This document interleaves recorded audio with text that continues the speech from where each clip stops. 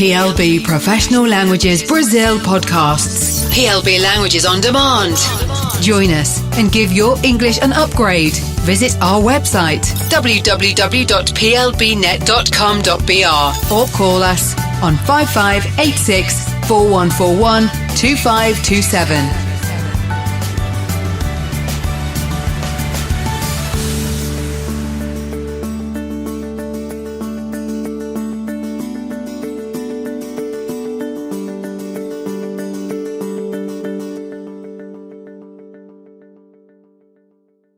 Listen to part of a university lecture by a professor of comparative religion.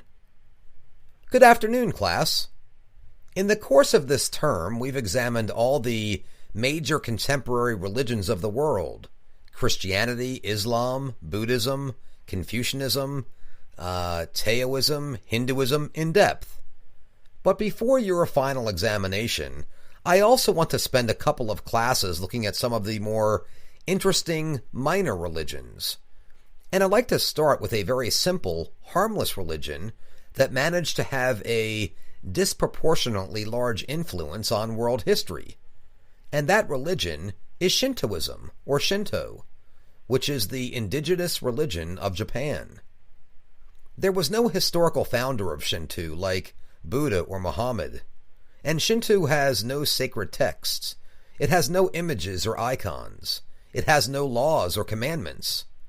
It emerged organically from prehistoric nature worship, a sort of animism, and the ancestor worship of the earliest Japanese people. And, with due allowance for the general advance of civilization, it has remained surprisingly unchanged from that primitive condition. Its basic concept is that virtually every natural object is inhabited by a kami, variously translated as a spirit or god, and that all kami are worthy of reverence and respect. One enterprising anthropologist has estimated that there are some 800,000 of these kami enshrined all over Japan. These spirits dwell mostly in nature, in the features of nature, in the mountains and rivers, in waterfalls, in trees, in the winds, in the sun, in the sea, and so on. And also inhabiting these regions are the spirits of our deified ancestors. Showing respect to these kami and to our ancestors will be rewarded by their patronage and by good luck in the vicissitudes of life. And that's about it. That's all there is to the theology of Shintoism.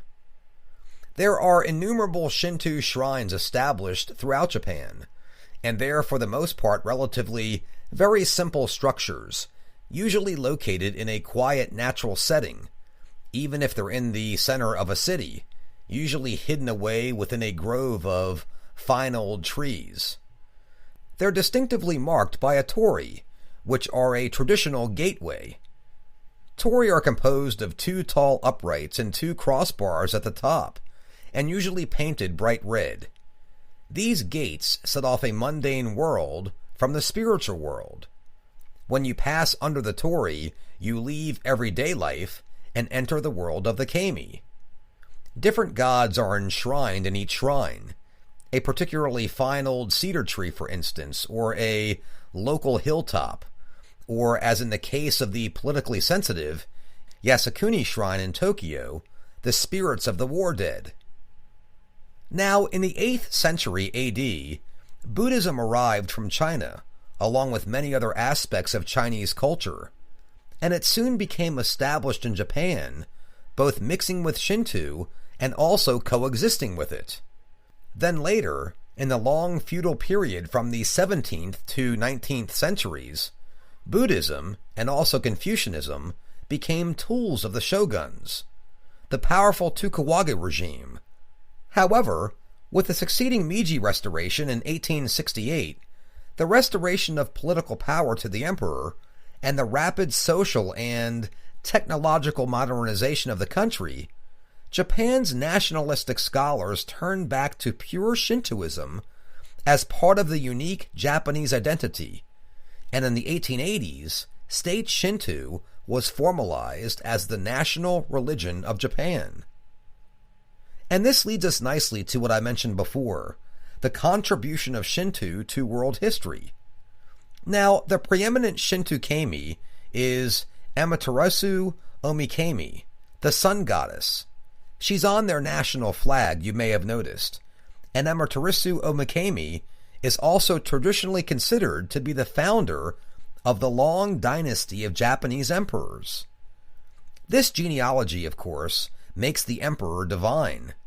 And in the 1930s, this divinity of the emperor was used by the militarists and the ultranationalists to promote their agenda and to galvanize the Japanese people for the expansionist policy that ultimately led to the political and human disaster of the Second World War in the Pacific.